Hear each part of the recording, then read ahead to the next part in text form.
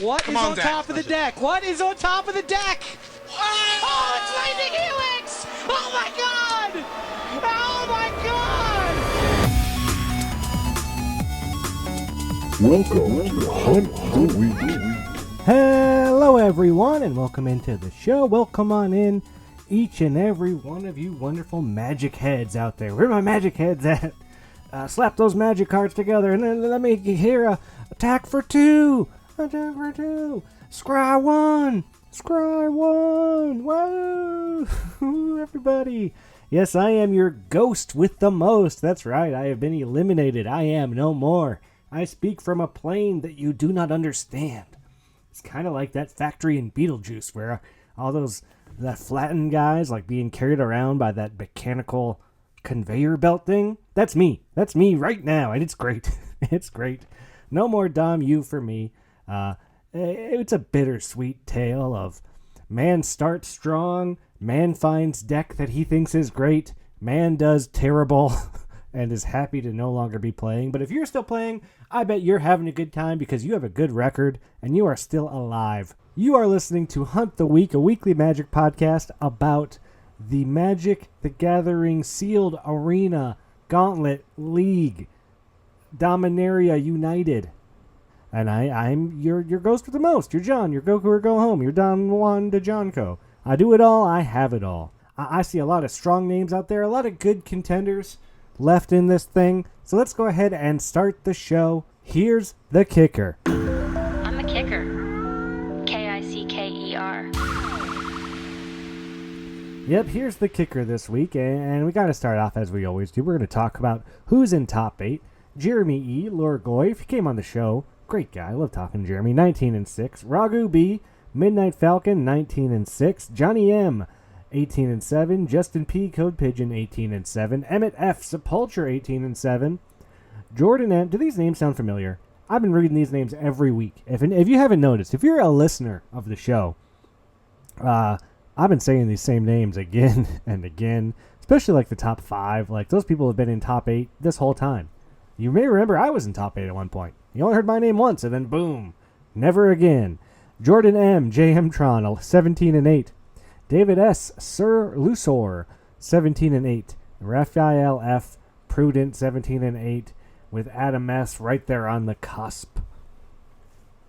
And we're getting close to week 6, right? We're entering week 6 as week 5 winds down, and we enter the dreaded week 6. So why do people like week 6? Let's start there. What's wrong with week 6? Well, there's not a lot of games. There's just not a lot of games to go around in week 6. It may seem like there's a lot of people alive when week 6 starts, but most of those people are going to have one loss and out. So it's hard to account for how many games there actually are. Now, someone goes on a streak, they get more games. But a lot of these people that are going to be left are going to be 1 or 2 and done. Also, these games are hard. This is the week 6. The only people left are people, 1, that are playing well. So these are good players playing well. And 2, with very good decks, because these are the decks that have outshined all the others. So week 6 is stressful for that other reason, which is just, it's difficult. It's the hardest week there is. Sure, if you got there, it's because you got a great deck. But that's basically true for everybody that's there right now. Everyone has a great deck. Everyone's a good player. All these names that I'm reading, these people with numerous top 8s and possibly many Mega Draft wins, they've been here before and they know what they're doing, and you have to compete against that. You have to catch them on either an off game, a bad mulligan, a color screw, and we've all seen it. It's happening to everybody. But these are some tough, hard games. So week 6, how do you capitalize on week 6? First and foremost, play your games early and get them done quick. You got to get all your games done by like Monday, Tuesday. If you're still looking for games after Tuesday, there may not be games left to find. So get all your games in early and start early. Don't wait, to play all your games till later on in the week. You got to start during the weekend because at least half of the field will be done by then, if not more. And you need to try to maximize your tie breaks, right? No one wants to be that 9th place finisher. Every league, there's someone in 9th place who's making arguments for why they should be an 8th, Well, my tiebreaker should be this. That's when we always get the conversation of, we should change tiebreakers, guys, because I'm in 9th. Being in ninth place is just a rough feeling. You're going to probably miss the mega draft. Sure. Now, if you're in ninth, you got to think, well, maybe someone doesn't show up and maybe I can squeak in. So you have to kind of stay positive about it because you still could be in the mega draft with a ninth place finish. But ninth place is just, it's hard. All right. Like, it's a hard feeling. I haven't had it happen to me yet, but I've been 8th or 7th before with tie breaks that could knock me down out of ninth. And that was, stressful. If you've made it to week 6, congratulations. You did what you had to do, right? All you had to do was get to week 6, and now it's like playoffs in football. That's how I always think of week 6. If you can make it to the playoffs, there's a chance you can get to the Super Bowl, right? So you've put yourself in a position where you are outside the doors of the big dance, the mega draft happening probably next weekend, but who knows? So you did what you had to do to get yourself in a position to win. So I'd love to see some of these people at 13-10, 13-9 sneak up in there with a nice win streak. And if not, sounds like a competitive mega draft with the people in top 8 right now. A bunch of great players who, frankly, I wouldn't want to face any of them. So good luck if you make it in, because this is going to be a contentious mega draft. Johnny, Jeremy, Ragu, Emmett, Jordan, Justin. Oh, and I'll tell you, David's been gone for a while, but that guy is a competitor. And I want to shout out Raphael, because they took a match loss. No pack given out for their match loss, and they're still in top 8. How good is their deck? I haven't seen it, but it's got to be great. Well, we did lose some more people this week, so join me as we say goodbye to our fallen friends. The way of the samurai is found in death. Meditation on inevitable death should be performed daily. Every day when one's body and mind are at peace, one should meditate upon being ripped apart by arrows, rifles, spears, and swords, being carried away by surging waves, being thrown into the midst of a great fire, being struck by lightning. This is the substance of the way of the samurai. Richard K., Preacher. Noah B., Cisco. Caleb G., Why Not? Cody Race, Race. Ben A., Jank in the Tank. Ryan D., The Slickness. Now, Ryan, you beat up on me good this league, my friend. Robbie P., Lock. Marley L., Beauty and the Gitrog. They're a riveteer. I gotta say it. Gotta shout it out while I can. Kyle W., Ether Engineer. Jason M., Experimentalist. Daniel G., Frisky Hobbit. Shu L., Tamamo. Dan K., Physici. Tim H., Hand Shot First. Zeke W., Smarmy Platypus. Andrew A., Mopu Dofu. Edgar A., Playful Terror. Miranda L., Black Canary. Chris R., Sinkwater. Nicholas K., Bio Nick. John R., Ged. Joel L., Instinctive. And John P., Goku or Go Home. How far we fell, right? We were in top 8 at the end of week 2, and now we finish 53rd, not even in the top half, not getting our money back. We failed to achieve our most basic of goals for a league. It might be the worst I've done. It's up there. I've only done this bad in 2 leagues, this and AFR. But hey, drop my ELO a bit, so that maybe I get some better matchmaking system and some better packs. That's all right. I'm not one to complain. It's just a rough league for me. It was a very rough league for me. And I hope you don't have leagues like I had. I mean, it's got to happen to somebody. So, hey, we all get a turn. It's all cyclical, right? We all get a turn. Life is a flat circle, Matthew McConaughey. But there's a lot of people left in the league, a lot of people still alive. And I was able to talk to one of them this week on the show. That's right, I talked to Paul G. So join me while we enlist. So we're all dog faces. We're all very, very different. But there is one thing that we all have in common. We were all stupid enough to enlist in the Army. Yeah, that's right. This week I enlisted Paul G from the Netherlands. I issued my challenge of beat me, come on the podcast, and boy, did they oblige. First game this week, and they said, hey, I don't know what... First of all, they said, hey, I don't know what a podcast is, and I didn't know you had one and that the league had one, but I'm happy to beat you. And I was like, well, you have to agree to come on the podcast if you're going to play me. That's my one rule. That's the fun thing I do. Beat me, come on the podcast. Anyone can come on, right? And they're like, well, English isn't my greatest strong suit, but hey, let's give it a shot. And I said, hey, you know what? I'm here for it. People from all over the world are in the league, right? So I want to get them all on. I don't care if your English isn't great. You could speak in your own language the entire time, and we'll figure out a way to translate it or something. I don't know. But I talked to Paul G, and here is that conversation. All right, everyone, welcome, and join me as I enlist Paul G, the Dragon. Welcome to the show, Paul. Welcome. Hey, thanks Good to for be coming here. on. Yeah, happy to have you. So I did a thing this week where I said, knock me out and you can come on the podcast. And first try, boom, Paul responds. Paul knocks me out. And now you're here. Welcome, Paul. Yeah, thanks again. I got to ask you, I ask everyone, it's your turn now, but when did you start playing Magic? Well, that's a long time ago. In 1995. Wow, another old one. Yeah, 4th edition. 4th edition. Wow. Did you take a break or did you play Yes. the whole time? I was 15 years old then and got into, an uncle of me played Magic. And he was he was old by that time, I thought. 25, 26 or whatever. Oh, what a grandpa. Yeah. And I always played board games with him, and he had Magic, and he explained me, and we had the two easy decks, and we played, and I loved it. Oh. So I bought a pack. You could in that time you could buy big boxes with lands and 40 cards or more. Oh, cool. I don't know. So you could play very fast. But I was very casual. I played only with a couple of my friends, and we all sucked at it.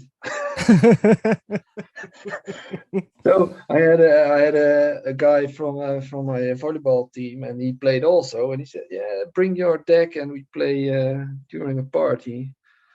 And I saw all kind of cards there, and I was only playing a creature, and then an enchantment on it, and an enchantment on it, and an enchantment on it, and then it died. So Yeah. it was very fun. Old school classic Magic, right? Yeah, but in a couple of years later, I quit because it was very expensive, and I was still a student. And I started playing again in 15 years later, actually. Ooh, But what set only was online. that? Magic 2011. Ooh, that's a good one. Yeah, they're all kind of cool kind of angels and all in it, I remember. But I only played online on Magic the Gathering Online. Yep. Until very recently, I joined this server or this group, or I don't know how you call yourselves. But it's a very, very cool, low budget kind of way of playing Magic. How did you find out about the server? Did you a friend? Cody posted in another group, Discord group I was in. Oh, Cody. Yeah, and I started with the SNC, Streets of New Capenna. Yep. In his group, Obscura.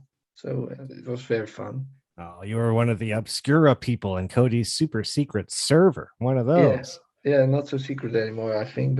But I'm very fond of I only played sealed. Really? So, yeah, my first draft experience was the top 4 Eldraine. Oh, really? Wow. Yeah. So that was your first draft? You're a limited player, but like strictly sealed, huh? Yeah.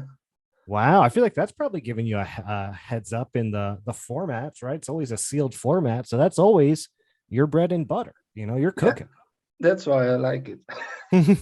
Now, I think for draft, you need to know the sets in and out. And drafts tend to be more aggro oriented most of the time. There's a lot of signals to read in a draft, like what am I seeing? What am I passing? A lot of Yeah, stuff to be thinking. Sealed is just you open your packs and you do what you can. and I like value builds mostly. Yep. So sealed has a bit more more margin for that to succeed. Well, let's talk about sealed. Let's talk about Dominaria United. We're in week 5 right now. Are you still alive? I take it. Yeah, barely. Barely. What's your current record? 14-10. 14-10. You're on your death match. I hope you get to run a nice string of wins before you get that knockout. I survived 2 death matches right now, so Oh, doesn't that feel good? Surviving a death match? That's a good feeling. yeah, but the 4 games before that I lost without a chance. So hey, that just means if you get a lose streak, you're due for a win streak, right? That's my thought process. It's statistics always win, eh? right. Yeah, you're due. It's gonna come back around. So let's talk about Dominaria United. How do you like it? How's your deck? How are you doing? Yeah, well, I'm not fond of it actually. Let's talk Oh, about yeah. Let's get into it. No, yeah, I played a couple of seals already before, but there are so many cards that need an answer. Yeah. Especially uncommon, but even commons, and the answers are just not in the set. No. If you want to battle with a go white, you need a rare. That's So it's very hard. Yeah, the one getting on the board faster almost always wins. And even if you deal with their 2 big bombs, right, then they just Orborg repossession, get them both back, play them again. Yes. Like, well, I got to deal with these things again, you know?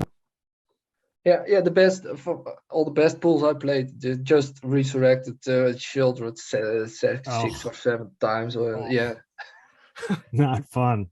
I somehow managed to not play against Shieldred once. So that was a feather in my cap, I guess. Didn't have to deal with that. I had a streak of 4 games that I went twice turn 4 Shieldred. Oh my gosh, that sounds miserable. And there are so limited answers to it because of the 5 toughness and whatever. Yeah. So basically, I don't like any format that can healthy support 5-color decks. Yeah, I normally like a format where you can go 5-color, but not when going 5-color is kind of the thing to do. Then I don't like it as much. No, it has to be an outsider. Yeah. Yeah. Something that you can kind of build and like be janky with. But when it's like domains, like, you know, it wants you to be 5-color and all these kicker cards want you to have extra colors. It's I don't know. It's not my jam in particular. Now in sealed, my experience is that the pools the power levels get very much apart. Yeah. Because if you open the pool with a couple bombs, doesn't matter which color. If the pool also opened a bunch of dual lands in this case, then they can play everything they want, and each pack they add, they can play everything they want. So the pools tend to exponentially grow even scarier. That's something Zeke said early on was this format's easy. You just play 5 colors and play all your bombs. And I was like, it must be nice. So must be nice. Then my pool. Yeah, not me. No, my pool, it had a couple of dual lands, but they were only in 3 colors. Oh no. I mean, I guess that's kind of nice if those 3 colors are good, right? Yeah, they're okay. But well, I had the Naya colors lands, so I played the Naya colors deck week 1, and still got screwed a lot. But that's also it's also the risk of this format. I think everybody the best decks are domain. Best decks are domain. Statistics prove it, but I think that's the case right now. And you either win, because they don't draw their 4th or 5th color, right? So the matches are off, or they play a lot of overpowered cards, or they play nothing. So yeah. The one who I played Raku before you, and he was on the top of the chart, and he also said, I had variance luck. Oh, huge! It's a huge part of this league. But that's made stronger by the nature of the EMU, I think. But okay, my pool was okay. It had no bombs, no removal, and no domain actually. Oh no! Oh no! And my only domain was the herd migration. Oh, that's a bomb. That's a good card though. That card's good. Yeah, but not in a three color deck. I think. Then Yeah, it's 7 mana. Yeah, it's still slow, okay. very slow. Yeah. Yeah. So, but yeah, I always put it in. So who knows what happens? You never know. I mean, you pull that off the top in the right situation. You played it against me, and Yeah. the boards weren't crazy. You weren't super far ahead, but then you played that, and you got 4-3-3s. I was like, well, that's the game. I can't beat 4-3-3s. No, but this entire league, I juggled between two decks actually, and that was the Naya colors that had all token makers and Sure. no bump. But they could swarm the board, and then yeah, I just hope they had no rare sweeper. Yeah. Hope for aggro. Aggro's not a bad plan, but it's also, there's a lot of life gain and Yeah. So later on, yeah, I got outmatched pretty quick because it was very linear. I didn't have any card advantage at all. Yeah. So yeah. So I made a Upson deck, but with black instead of red. And yeah, that had a lot of graveyard recursion. Oh, nice. So I had 2 repossessions and 2 the Braid saga. But I didn't have bombs to recur. That's the thing. Yeah, you need things. I never open every possession, but man, if it goes a long way. But you do need one or two big bombs. You saw my deck, but it's mostly 2 2s. Yeah, and pretty decent ones, but still, yeah. You have to. Yeah, I didn't have any finishers in my pool, so it's really hard to build. And yeah, it all came actually down to yeah, who gets his lands on time and the right ones. Right. I don't think I've seen a league before that was so ride or die basically on the way. It's so many non-games this league. Yeah, I had to mull so much that even with 3 colors and this with pretty decent mana bases, but yeah. And then you face one and he plays 5 colors turn 3, and then yeah, right. Yeah, right. And then I feel like everyone else is 5 colors and they're playing their 2-drop on 2, their 3-drop on 3. But I don't want to complain because the best thing is that one of the games in the best of 3 is almost always a thriller. It's a very fun game. Usually there's one very good game out of the 3. Yep. Yeah, that's my experience so far. Yeah. We had 1.5 maybe. But yeah. If you're lucky, you'll have 2 non-game or 2 real games, right? But usually it's one real game. So yeah, and there's not much hand. Blue can with impulses and so, but there's not much hand shaping after you started. No. So yeah. And all the removal is a 2-for-1. Most of the creatures are 2-for-1. There's so many 2-for-1s. That's your card draw, right? Is your geysers and your razors and everything draws a card. And your repossessions, it draws 2 cards. It's everything's drawing a card in this. Yeah, and it gives lives, and it's only 3. Yeah. Wow. Yeah, and it gains life. Oh yeah, it's so stupid. Well, Paul, you've been in the league since SNC, so you've been in a few of these now. Maybe you have a really good idea. If there's one thing that you could change about the league, what would it be? Yeah, that's a really difficult question. I thought about, but I have high hopes of the experiments in the next side quest. Yeah? Yeah, mulling your starting pool. That's very interesting, yeah. If you can nail that, because it's 6 weeks is a long time, and if you're a pool, yeah, you will probably won't last 6 weeks, but even 3 weeks, if you have a pool you're not liking, and that's part of sealed, I know, but if you get a second chance, that might be, yeah, it may also making more interesting matches in total. I think that's a great idea, and I'm really interested in the get 2 packs for Brothers War. You get 2 packs, you get to choose which one you want. I think that's also going to be very interesting. You get even more insane monsters, but the bulk of the players will have a good pool. Yeah.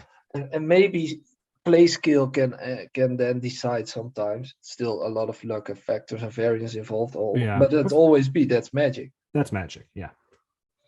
Like you said, you go 0-4, you're due for a 4-0. It's just how it is. You get screwed by the shuffler. Yeah, maybe your opponent gets screwed in the next game by the shuffler. It's just how it is. Yeah, that's how it is. But it's really hard to add more choices means also more mistakes or harder games maybe. Because this was my first league where I had to choose which punishment packs. Yeah, that's fun.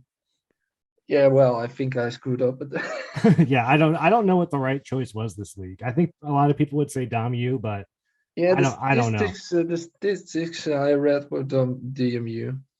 Yeah, everyone. But my DMU had no domain. Yeah, I didn't like my DMU packs. My DMU packs weren't good. The only reason to choose it was to have better fixing. But yeah. So I started with Streets of New Capenna because my white green was very strong. Yeah. Not very strong, not very strong, but the strongest in my pool. Strong enough. Yeah. So I had my second punishment pack was fantastic. It had nine replacements for my deck. Oh wow. But that was also my last good pack. Yeah, I feel like that. I went on a streak of like 4 or 5 packs where I was maybe adding one card a pack. I was like, this just isn't working out. I have to ask Andrew, but I think I have the most rares opened because almost all punishment packs had 2 rares in it, and none were good. It happens, and I hate the rare lands in the set. I think are almost unplayable. Like the rare lands are bad in Dominaria. Yeah, I have to trend. I don't know how it's called. The ping you for 1 life for a mana. Oh yeah, the pain lands. Oh, yeah. I don't like them. They don't help with domain. They barely help with fixing. Oh, and I have 2 Willow Geist from mid for mine. Yeah. So yeah, I have a lot of foils, but I can't even play them, so there's no problem. Oh, Paul. I like to ask this to everyone that comes on the show now to kind of see just what everyone's proud of. So what is your greatest Magic accomplishment? Yeah, well, like I said, I have always been a casual player. Well, that's fine. Yeah, but I did a one-time pre-release live. It was very fun, but yeah, my schedule with kids and all was so Sure. I can't. It was on Sunday and I had to work really hard for my wife to allow me an entire day doing some stupid things, in her opinion. So the online environment is more my thing, practical. But that pre-release went fantastic. Yeah. Yeah, I won it. Nice. It was the worst set I think many people who played that it was ever since restored. Oh, okay, yeah. And it was a set. It was full of bombs and literally no removal. there was no removal. They did it on purpose, I think, because they wanted to support the soulbound mechanic. Oh, I guess that makes sense. Yeah. But yeah, I don't know if it's an accomplishment because I opened a bunch of mythic angels and I just steamrolled everything I faced. But it was really fun to meet other players and all. But time issues. Yeah, I mean going out and doing. I don't do it much myself anymore. But yeah, going to Friday night drafts or pre-releases. Pre-release is one of my favorite things to do. Like pre-release is so fun. Yeah, I agree. And it's sealed, so I like it. It's sealed. Yeah, it's your favorite format. And then if you open like a good sealed pool, oh, that's even better, right? Oh, that's so good. Yeah. I like to get as many seals in as I can, because I just hope the one extreme pool that makes it so, and also making what work a little less pool is fun. Yeah, you never know. Sealed's kind of fun because you can kind of dig for some, like you said, value, like some weird interactions or like some combos that maybe people don't think about or will play around. Because it's sealed, you kind of have more variety, right, than a regular draft pod would have. Yeah, drafted, especially as the format is a bit skewed, then it's always the same. Like, I tried after my mega draft. I tried drafting the online set in the arena. Was also this server also was my first meeting with arena. Oh, welcome into the worst of the two Magic clients, I think. Yeah, well, they both have their pros and cons. I think That's true. That's very true. I like all the spectacle of Magic Arena. You know, the fancy Uh, cars and the shiny and my pet waving at me. Yeah, the problem of of Magic Gathering online is the number of players. Yeah. And it's clunky, right? It looks old. It just looks old, Magic the Yeah, Gathering online. it is old. Yeah, yeah. If they could fix that, because I like Magic the Gathering Online Moto. I like that more, right? Yeah. Because you can do more. You go in there, play Commander and stuff. That's real fun. But also, yeah, it just I don't know. It looks old. I want it to look like Arena, but play like Moto. That's what I want. Yeah, it shouldn't be hard because they both have it. But okay. Right? You'd think, right? You'd think, but they can't even give us favorite basic lands on Arena. One day I'll be able to pick. I spend money on these lands. Just want to make them my favorites. I just want to use them. Why do you make it so difficult, Wizards? I don't get it. Yeah, other priorities, I think. Yeah, right. They got to make more alchemy cards instead. Cool. Thanks for that. Well, Paul, I appreciate you coming on the show. Thanks so much, and thanks for knocking me out. Thanks for Yeah, you're welcome anytime. I appreciate it. Yeah, maybe next time I'll give you another shot. I've never heard your podcast before, so no, that's fine. Where I can find it. I post it on the server. Usually comes out every Thursday, and then it's hosted on podcast apps. But yeah, I'll tag you when it comes out. So don't worry. Maybe you can listen to this one. It'll be your first time, and not everyone out there listens. That's fine. You don't have to listen. It's just a fun thing that I do. Right. And this week to meet Paul. How wonderful. Yeah, well, yeah, I plan to stick around sometime. So. Oh, good. Well, good. I hope so, because you're a good player, and I've played you a couple times. It's always a good time. So, I wish you luck out there, Paul. Hopefully, you can get a nice string of wins before you're knocked out. If you're knocked out, maybe you can make it all the way. You never know. I think I need 6 or 7 more, and then you can do it. I believe. If I can lose 7 have 6 in a left, row, so you can win 7 in a row. Yeah. All right. Who knows? All right, Paul. Good luck out there. Yes, you too. Thank you. Bye. Real nice person. Had a great chat with Paul, even though they beat me real bad and knocked me out of the league. They're sitting at 14-10 right now. They're not out of it. They can definitely come back and steal a top 8 spot, especially if they get that last win of the week and then 15-10. I mean, you're top 16. You do that. That's got to be feeling pretty good.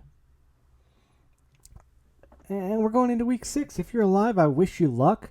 If you're playing in the side event right now, the Ravnica, I don't know what it's called, Ravnica House something. I'm Mark Demir. I'm a blue-black player by heart. Grixis for life. And I just played my first match against Caleb. It was a joy. I love playing Caleb, talking to Caleb. Caleb's good. Caleb's really good at Magic. But I got to get Caleb on the show. Caleb, I know I got to get you on the show. I've been meaning to. I invited you once. I had to cancel on you. I have not forgotten. You're coming on the show. And what else have I not forgotten? And that is to wish you a good 7. Because I hope you get to keep a good 7. It's been a rough league for keeps and mulligans. Let's finish this thing up right. And I hope that the shuffler is in your favor. And I'll see you next week as we wrap up Dominaria United. Bye, everybody.